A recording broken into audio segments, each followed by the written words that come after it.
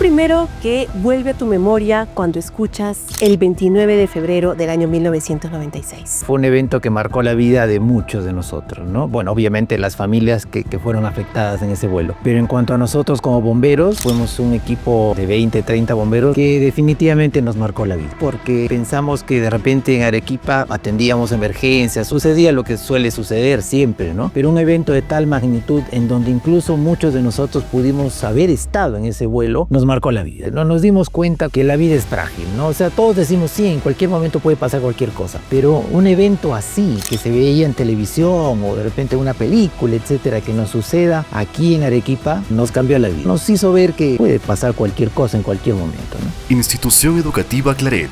Ser claretiano es ser mejor. Ser mejor es ser claretiano. Oximedical, donde el oxígeno es fuente de salud, presenta el podcast Esencia con Ana C. Episodio 1. La historia del avión de Fawcett fue algo que marcó nuestra ciudad a muchas familias. Y la verdad, siempre se han contado cosas desde afuera. Pero hoy vamos a escucharla desde adentro, desde un bombero que estuvo ahí, en el lugar. Acompáñenme a escuchar la voz de alguien que estuvo en esa noche del 29 de febrero y que, por cierto, tiene mucho por compartir, pero no para revivir el dolor, sino más bien para honrar historias. Permítame presentar a mi primer invitado en el podcast de Esencia con Ana C. Castillo. Hoy estoy con Juan Antonio Córdoba. Él es el primer jefe de la benemérita y centenaria Compañía de Bomberos número 19. Juan Antonio, ¿cómo estás? Muchas gracias por estar aquí en este primer episodio del podcast Esencia con Ana C. Bienvenido. ¿Qué tal, Ana C? Encantado de participar contigo y de compartir un poquito la experiencia y la vida de un bombero voluntario. ¿Qué es lo primero que vuelve a tu memoria cuando escuchas el 29 de febrero del año 1996? Bueno, definitivamente fue un evento que marcó la vida de muchos de nosotros, ¿no? Bueno, obviamente las familias que fueron afectadas en ese vuelo. Pero en cuanto a nosotros como bomberos, fuimos un equipo de 20, 30 bomberos, no lo recuerdo en este momento, que definitivamente nos marcó la vida, ¿no? Fue un antes y un después. Un antes porque pensamos que de repente en Arequipa, si bien es cierto, atendíamos emergencias, sucedía lo que suele suceder siempre, ¿no? Pero un evento de tal magnitud en donde incluso muchos de nosotros pudimos haber estado en ese vuelo, nos marcó la vida, ¿no? Nos dimos cuenta de que había que valorarla, por supuesto, ¿no? Y que en cualquier momento a uno le podía pasar cualquier cosa y simplemente dejar este mundo, ¿no? Repentinamente. Claro, Juan Antonio, porque era una época en que además no habían celulares y muchos arequipeños, muchas personas viajaban a Lima y regresaban en la noche. O sea, iban solo por el día y tomaban el último vuelo. Efectivamente, yo lo hacía constantemente. Por eso es que quizás para mí, bueno, muchos de mis compañeros fue un momento de cuestionamiento, ¿no? Porque sí, es cierto. Era el típico viaje de los ejecutivos que trabajábamos en Arequipa y viajábamos a Lima por el día. Salíamos a las 7 de la mañana y volvíamos a las 7 de la noche en el vuelo 251 de Fawcett. Y sin duda fue trágico, pero ¿cómo se prepara la mente para ir a un evento tan fuerte y tan difícil como este, como bombero? Yo creo que, como siempre lo digo, mucha gente me dice, ¿cómo hacen los bomberos? ¿Cómo trabajan? ¿Cómo se enfrentan a este tipo de cosas, no? Y es mucho la adrenalina del momento, ¿no? En ese instante, cuando nosotros nos enteramos de que había un accidente aéreo, porque ese fue el anuncio que se hizo a través de la central de radio, nadie se imaginó que era de tal magnitud, ¿no? Pensamos un avión pequeño, una falsa alarma, de repente, o un evento que estaba sucediendo muy lejos de la ciudad y que simplemente nos ponían en alerta, ¿no? Pero al ir acercándonos en mi caso a la 19 y muchos otros compañeros a sus compañías, ya nos fuimos dando cuenta de la magnitud de la tragedia, ¿no? Porque ya empezaban a correr las informaciones, ¿no? Salían las noticias, que si bien es cierto, como dices, no había la velocidad de la información como la hay ahora, ¿no? En este momento, a través de un mensaje de WhatsApp, uno se puede enterar de cosas que pueden pasar hasta en el Polo Norte. Pero en ese momento no. Entonces las noticias iban fluyendo y nos íbamos dando cuenta de la magnitud del problema.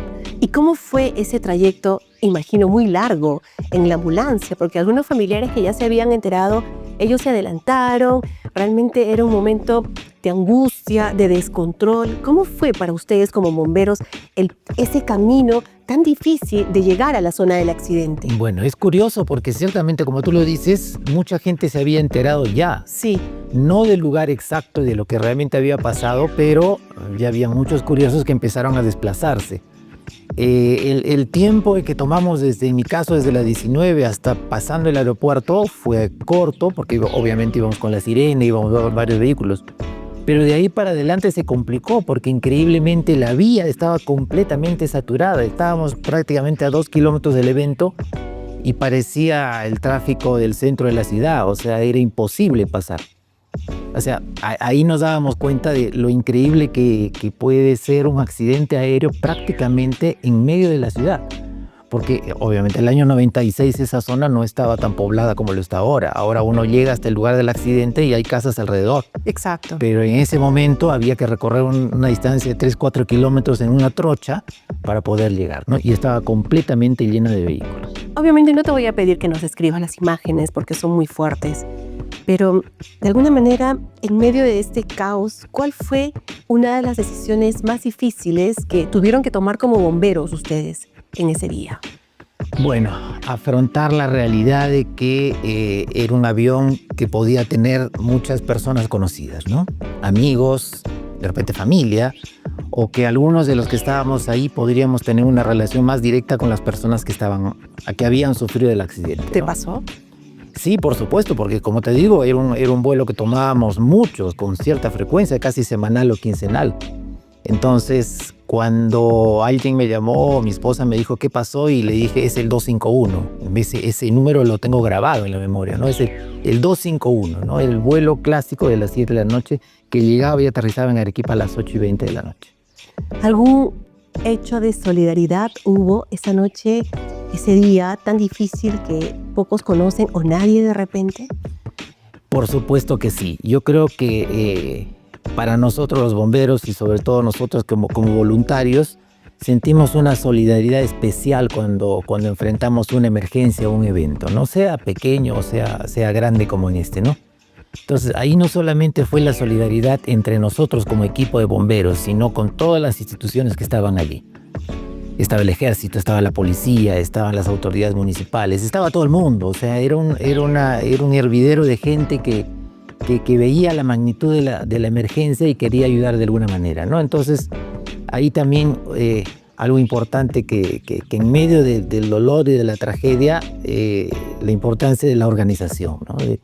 De estructurar un método de trabajo. ¿Estábamos preparados? ¿Los bomberos estaban preparados? Bueno, yo creo que los bomberos de una u otra manera siempre estamos preparados, pero siempre puede haber una emergencia distinta. O sea, definitivamente no hay emergencias iguales. Y de esa magnitud, sobre todo. Y de esa magnitud.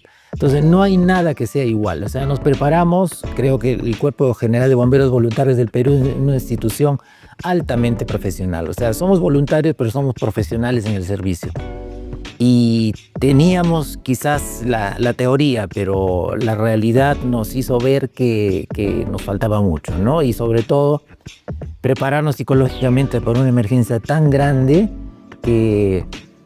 para la cual nadie estaba simplemente preparado, ¿no? ¿Cuántas horas estuviste ahí, en el lugar? Recuerdo que llegamos al evento más o menos a las 10, 11 de la noche, por esto que te digo, porque no podíamos llegar.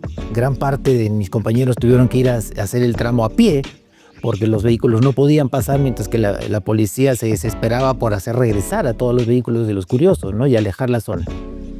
Empezamos a trabajar en el lugar aproximadamente a las 12 de la noche, a extinguir el incendio, porque habían llamas, con lo que teníamos ahí, porque obviamente en ese momento no podían entrar camiones contra incendios al lugar.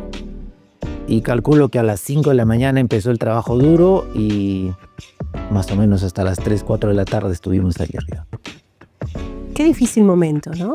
Y tú como bombero, precisamente, ¿cómo haces para procesar psicológicamente todo esto? ¿Cómo es el día después que tú llegas a tu casa, ¿no? O sea, ¿cómo haces para retomar tus actividades de forma normal?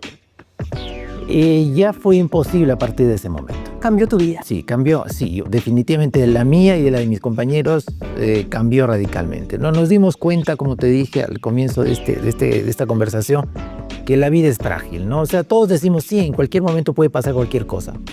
Pero un evento así, que se veía en televisión o de repente una película, etcétera, que nos suceda aquí en Arequipa, nos cambió la vida, ¿no? Nos hizo ver que sí, o sea, puede pasar cualquier cosa en cualquier momento, ¿no? ¿Qué o quién te sostuvo días después? Bueno, Que vamos a decir, los bomberos dicen, estamos preparados, van, atienden rescates, pero vas acumulando y sobre todo con un episodio tan dramático como el que te tocó vivir. ¿Qué fue lo que te sostuvo a ti después de? bueno, por supuesto hay un tema de fe, ¿no? Y hay una, no llamémosle un hecho, una anécdota, ¿no? Sino que lo cuento en algún momento en alguno de los artículos que publiqué, la presencia en ese momento del arzobispo de Arequipa, ¿no? Monseñor Fernando Vargas. Comparte con Un nosotros. gran amigo mío que ya pese a su edad y a sus limitaciones estuvo en el lugar del accidente, ¿no? Y lo que creo que nos marcó a todos fue que en un determinado momento cuando estábamos en la recuperación de los cadáveres, que eso suena muy fuerte por supuesto, hubo una voz que nos dijo, todos en silencio por favor. Y todas las instituciones que estábamos ahí trabajando paramos unos segundos y Monseñor Vargas hizo una oración. Qué fuerte. Creo que eso fue también el antes y después del accidente, ¿no? En ese momento nos dimos cuenta que había cosas que en nuestras manos no se podían controlar y que también había un tema ya de fe y de confianza en Y Dios. creo que eso fue lo que marcó y lo sostuvo también para poder seguir con este proceso tan doloroso. Bueno, Juan Antonio, yo quiero contarte que precisamente estamos nosotros en Vinculares. Este es un instituto de psicoterapias que nos brinda un espacio de diálogo, de encuentro, para poder abrir nuestro corazón, para poder transmitir historias de resiliencia como invitado que tengo hoy día. Y bueno, también poder compartir contigo que hoy en día, vamos a hacer un poquito un paréntesis a esto, qué difícil es como padres de familia, por ejemplo, escoger un colegio, que antes le llamaban colegio, ahora es institución educativa apropiada para nuestros hijos, ¿no?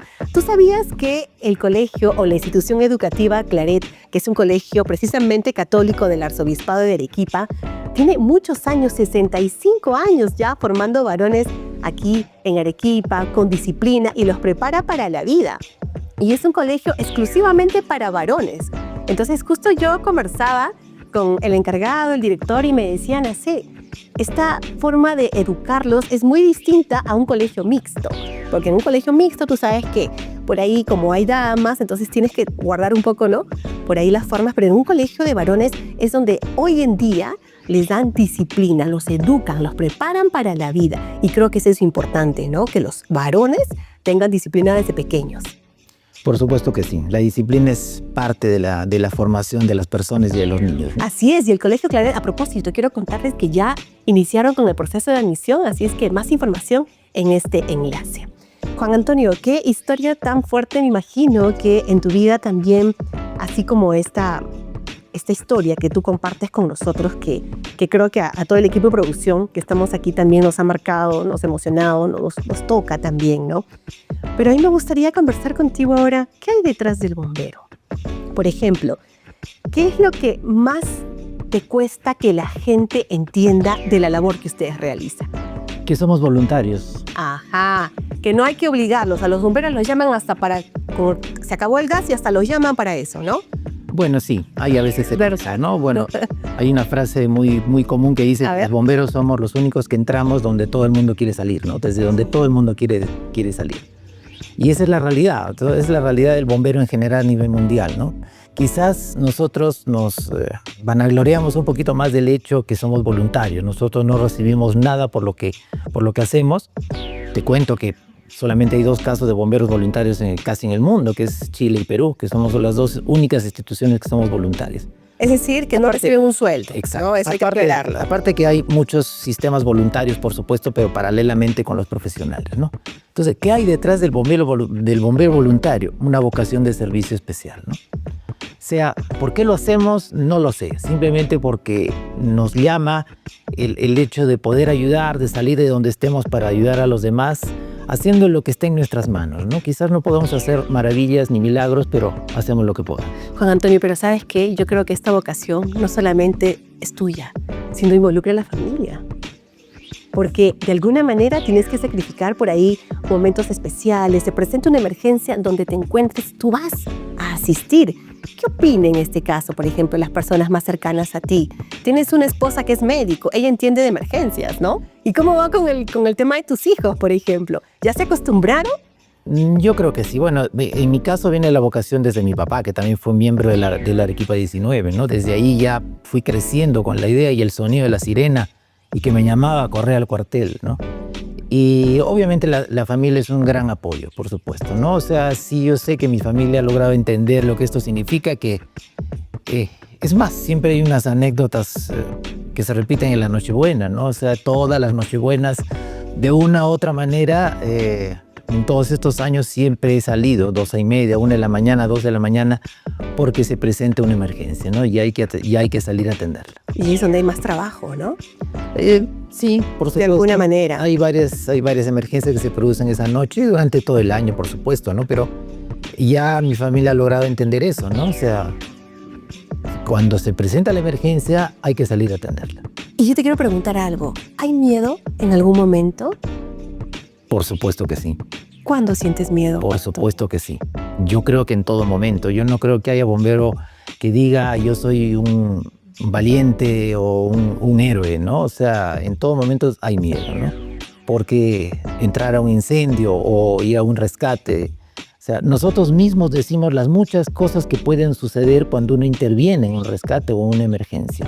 Aparte de lo que nos has comentado, de lo que sucedió con Fawcett, ¿cuál ha sido el rescate más alentador para ti? Que terminaste emocionado, dijiste, hicimos las cosas bien. Y te llenó de una satisfacción enorme y pudiste compartirlo con las personas que más amas. Bueno, hay muchos. Estamos hablando de 32 años de servicio, pero yo creo que la mayor satisfacción siempre para todos los bomberos es que alguien se acerque al final de nuestro trabajo y nos diga gracias. Simplemente eso, ¿no? Que nos diga gracias, que entienda que hacemos el mayor esfuerzo pese a nuestras limitaciones. Así es. Y a las complejidades del trabajo, ¿no? Porque en este momento atender emergencias en Arequipa y en ciudades grandes es complejo por el tráfico, la demora en llegar, una serie de problemas. Y mucha gente a veces no entiende eso, ¿no? Y nos reclama por qué llegan tan tarde. Lo comprendemos, ¿no? Ante una emergencia y si es un familiar o una persona conocida, uno se desespera, ¿no? Pero que al final de una emergencia por lo menos reconozcan de alguna manera el esfuerzo que hacemos, ¿no? Y ese gracias es para nosotros más que suficiente. Y eso solo nace de un corazón noble, creo yo, Juan Antonio. ¿Y tú qué podrías decirle a los jóvenes que quieren vestir este uniforme? Que vale la pena, que vale la pena. Cualquier servicio que implique ayuda a la sociedad, a la comunidad, es valioso. Yo creo que algo que hay que rescatar es el voluntariado, o sea, y hay muchos voluntariados a nivel nacional y mundial, ¿no?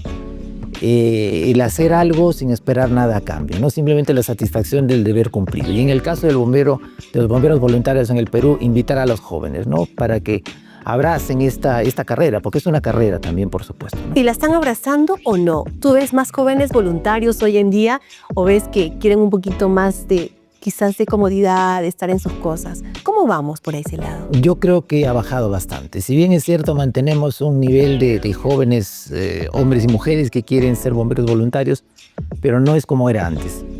Y eso se entiende, el mundo está avanzando muy rápidamente. Por supuesto, la competitividad para todos los jóvenes es algo que tienen que entrar a luchar, a trabajar para mejorar sus condiciones, ¿no? Pero siempre creo que puede haber un momento, un tiempo para que puedan hacer algo sin esperar nada acá. Por supuesto, porque eso los hace más humanos, más personas, más profesionales. Así es que vamos a hacer esta convocatoria para todos los jóvenes que van a poder ver este episodio. Y bueno, los bomberos también se estresan, ¿no? Entonces yo te quiero recomendar, Juan Antonio, a Oximedical. Oximedical te ofrece una medicina hiperbárica. Es que tú ingresas a una cápsula donde respiras oxígeno puro. Y esto es buenísimo para las personas que sufren de estrés crónico, porque hay que tener un cierto nivel de estrés en nuestro cuerpo. Es verdad, nos ayuda a algunas actividades, pero cuando ya es crónico, te enfermas, bajan las defensas. Entonces, la mejor recomendación para el estrés postraumático, sobre todo para los bomberos y para todos en general, en realidad,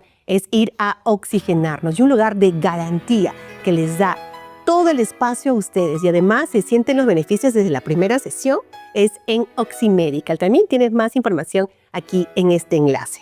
Bueno, el tiempo pasa volando. Dice que las mejores entrevistas son cortas, ¿no? Pero vamos a cambiar un poco el giro a este tema. Y yo me imagino que con toda la presión y todos los rescates y el trabajo y la familia, tú tienes algo que te apasiona y sin temor a equivocarme es la música. ¿Cuál es la canción de ABBA que te levanta el ánimo en la mañana? Bueno, sí, eso es cierto. Soy fanático de ese grupo musical. Gracias por la música. Así es, qué canción tan bonita. ¿Por qué? ¿Por qué te gusta esta canción? ¿Por la letra? ¿Porque te lleva a un momento especial? Por la letra, por supuesto, y porque es una forma de agradecer, ¿no? No solamente, bueno, en este caso la canción es agradecer a la música y todo lo que ello nos da, pero como lo dijimos hace un momento y de lo que hemos estado hablando, ¿no? También es una forma de agradecer a la vida, ¿no? Agradecer a Dios por el don de la vida que tenemos. Así es, Juan Antonio. Bueno, entonces vamos a seguir escuchando ABBA, ¿no? Por supuesto. Y has estado en un concierto. Sí. A ver, comparte con nosotros, por favor. Bueno, sí. Tuve la Para todos los seguidores de ABBA. El año pasado de estar en el concierto de ABBA, de Voyage, en Londres. ¡Wow! Un espectáculo realmente sensacional para los que nos gusta este grupo, ¿no? Así es. Que ya va 3 años con llenos totales todos los días, ¿no? Entonces, tuve esa suerte, bueno, pude aprovecharla y seguir escuchando y deleitándome de la música de ABBA. No, yo creo que no te equivocas, Juan Antonio. Escuchar a ABBA es como que te abraza, te acaricia el alma, te calma, ¿no? Te da esa tranquilidad que uno necesita generalmente para afrontar el día. La música, existe la musicoterapia, ¿no es cierto? Entonces yo creo que ABBA es un grupo espectacular. Juan Antonio, mira, lo que yo te voy a pedir ahora es que nos dejes un mensaje para toda la ciudadanía, para todos nosotros, en el tema de lo que es la esencia de ser bombero hoy en día. Bueno, el mensaje sería que nos ayuden con el tema de la prevención. Siempre nosotros decimos que no es que nosotros nos desesperemos por ir a atender emergencias. Si no las hubiera, estaríamos de repente más contentos. Pero eso ayudaría mucho, que la gente tenga una cultura de prevención, que sepa que en algún momento siempre puede ocurrir una emergencia y que nos ayuden, que nos llamen de la mejor manera, o sea, que nos avisen lo que está sucediendo, que nos den las facilidades para llegar y que por supuesto entiendan el trabajo que hacemos, ¿no? Entiendan el trabajo que hacemos, que nos ayuden en ese sentido, empezando hasta de repente por orar por nosotros, por lo que hacemos. Por supuesto. Y motivar a los jóvenes, ¿no? Motivar a los jóvenes para que puedan también ser parte del Cuerpo General de Bomberos Voluntarios del Perú, como voluntarios en el servicio a la comunidad. ¿Y se requiere algún requisito? Compártelo con nosotros. Sí, por supuesto, hay requisitos. Necesitamos acá, los chicos de producción se van a sumar también. Hay algunos requisitos que están en la página web de las compañías. Bueno, la edad límite es 30 años. Hay un límite también de estatura para hombres y mujeres. Pero ¿cuánto es el límite de estatura? 1,60 para las damas, 1,65 para los varones. Ya. Esa es a veces una limitante, pero bueno, es parte de las normas que tenemos que seguir. Pero lo más importante es que haya el interés de pertenecer, ¿no? Y a la ciudadanía, a todos nosotros, aprenderse el número de los bomberos. Por favor, no lo confundan, el número de los bomberos. Yo conversaba con Juan Antonio y me decía que él ha visitado empresas, ha dado charlas de seguridad. Increíblemente todavía no sabemos el número de los bomberos o lo confundimos, ¿verdad? Por favor, aquí nuestro invitado les va a recalcar, ustedes anótenlo, grábenlo y todo lo que necesitamos.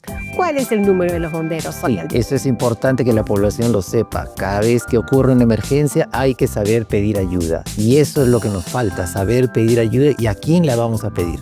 En el caso de los bomberos es el 116, el 116, que es la central de emergencias. Muchas veces, perdón la redundancia, pero la gente llama a las compañías y no siempre hay gente en las compañías de bomberos. Entonces, ahí es cuestión de llamar a la central de emergencias, que es el 116. Ahí hay un operador que está los 365 días del año, las 24 horas del día, atendiendo las llamadas para que, en el caso que nos requieran, por supuesto, despachar a las unidades para la atención de las emergencias. Juan Antonio, ha sido realmente inspirador tenerte aquí en este primer episodio. Y yo quiero pedirte, por favor, que nos dejes una pregunta abierta, la que tú desees para nuestro próximo invitado o invitada. Yo creo que sería relacionada al voluntariado, ¿no? ¿Cómo hacer para motivar más a los jóvenes a que sean un poco más desprendidos y quieran ser voluntarios? Sea en cualquier voluntariado que pueda existir, ¿no? Pero que existe ese desprendimiento para los jóvenes. ¿Qué hacer para que los jóvenes abracen una labor de voluntariado? Estamos seguros que vamos a tener una respuesta muy importante en relación a tu pregunta. Ha sido un placer, Juan Antonio. Muchas gracias por darte este espacio y sobre todo por compartir y conocer en realidad qué hay detrás del bombero, cuál es la esencia de ellos, por qué es que les exigimos tanto. Vamos a calmarnos un poquito, vamos a tomar todas las medidas de prevención, sobre todo en fiestas tan importantes como es Navidad. No les redoblemos el trabajo, más bien seamos reconocidos con ellos. Bueno, hoy hemos escuchado una historia que detrás de cada héroe hay una persona que siente, hay una persona que teme también, que hay temor, pero que sin embargo decide seguir. Gracias por acompañarme en este primer capítulo, en este primer episodio de Esencia, y sobre todo que esta conversación nos inspire a valorar la vida, a agradecer y a reconocer sobre todo a quienes están dispuestos a correr hacia un lugar donde nadie quiere estar. Bueno, si les gustó este primer episodio, les voy a pedir que lo compartan, por supuesto, y que se suscriban a nuestro canal. Muchas gracias.